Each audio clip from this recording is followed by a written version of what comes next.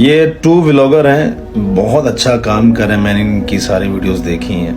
یہ جو ویڈیو انہوں نے بنائی, ایک گاؤں ہے, وہاں گئے ہیں, وہاں پر مسجد ہے, یہ اس کی چھت نہیں ہے, بچے نیچے قرآن پاک پڑھتے ہیں, ایک چھوٹا سا کمرہ ہے, اور باقی جو بارش آتی ہے تو وہ دوسرے کمرے میں چلے جاتے ہیں, وہاں جا کر پڑھتے ہیں, نماز پڑھتے ہیں. اور عید کی نماز بھی یہاں ادا کی جاتی ہے. کافی دور سے لوگ آتے ہیں, لیکن ان میں کسی میں شرم نہیں ہے.